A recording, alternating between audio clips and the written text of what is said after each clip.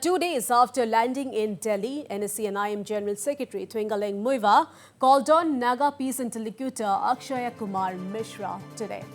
Well, the development assumes significance as the negotiating groups and the centre look to resume talks in the national capital after almost a year. Former Special Director of the Intelligence Bureau, A K Mishra, had met NSCN IM leader Thuingaleng Muivah in Dimapur recently for a crucial 2 rounds of initial discussions. Post the Dimapur meetings, it was decided that for smooth progress talks would once again be shifted to Delhi. And it was not just the NSCN IM but NSCN Th Muivah faction also called on interlocutor Akshaya Kumar Mishra today. In a release issued post the meet, the Th Muivah faction stated that it is committed to the Naga peace talks and backs on amicable political solution. So yet another push to resumption of talks in Delhi with both the NSCN IM leadership and Th Muivah faction meeting interlocutor Akshaya Kumar Mishra. Meanwhile, as per reports, the NSCN IM leaders may meet Additional Secretary Northeast in the Ministry of Home Affairs tomorrow. Both the centre and the Naga leaders have indicated keenness to resolve the long pending issue at the earliest, with sources saying that efforts are on to achieve a breakthrough by the end of this year.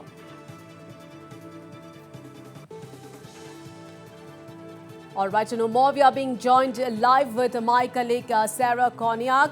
So, Sarah, was today's meet just a courtesy call or was there a round of discussions as well? Any inputs on that, Sarah?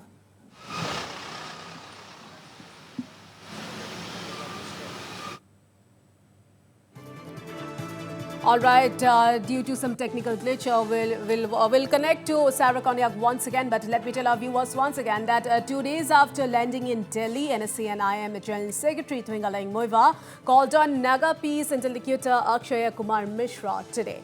Well, the development assumes significance as the negotiating groups and the centre look to resume talks in the national capital after almost a year. And a former Special Director of the Intelligence Bureau, A K Mishra, had met NSCN IM leader Th Muivah in Dimapur recently for a crucial 2 rounds of initial discussions. And post the Dimapur meetings, it was decided that for smooth progress, talks would once again be shifted to Delhi. All right, we are once again connected with our correspondent from Kohima, Sarah Konyak. So, Sarah, was today's meet just a courtesy call or was there a round of discussions as well? Any inputs on that, Sarah? What are your sources telling you? Yes, Priya, the NSCN IM and the Government of India representative held its first official meeting round of talks in the capital today. What we have learned from our sources is that the NSCN IM and the Government of India representative, Mr. A K Mishra, had discussions on the issue of the flag and constitution, which is being seen as the major issue to reach a final solution. So as we have all witnessed the 2 rounds of sitting that was held last month in Chumukitama Police Complex between the newly appointed interlocutor, Mr. A K Mishra, and the NSCN IM. During these 2 rounds of meeting, the Government of India representative had invited the NSCN IM to resume talks in the national capital. And just a few days back, the NSCN IM collective leadership, headed by the General Secretary, Mr. Th Muivah, had landed in Delhi, and today they have held the first round of talks. And like I have mentioned, the discussion was on the issue of the flag and constitution. The NSCN IM sources also informed that they are slated to hold another round of talks with the Government of India representative, Mr. A K Mishra, tomorrow. And Sarah, NSCN Th Muivah faction also called on interlocutor Mishra today. So another crucial development, was this the first meeting between Th Muivah and Mishra? Yes, absolutely, Priya. The NSCN Nikki group, after coming back to India from Burma, after they had recently, just last month, they had signed the ceasefire agreement with the government of India. And what we have learned is that they had a sitting yesterday, and this was the first official meeting between the government of India representative and the NSCN Nikki group. However, it is to be noted here that from the day the NSCN Sumi group had come back to Nagaland and signed the ceasefire, they had they have made their stand very clear that they will remain as a separate entity, not joining either the NSCN IM or the 7 NNPGs, but they will remain as a separate entity, and they will accept any solution that is based in the interest of the Naga people. So this has been the stand of the NSCN Nikki Sumi group. However, they have clearly stated, like I've mentioned, that they will remain as a separate entity and that they will accept any solution that is acceptable to the Naga people. Priya. And Sarah, there are indications that the centre and the Naga leaders may want to achieve some sort of a breakthrough by the year end. So how practical does that look?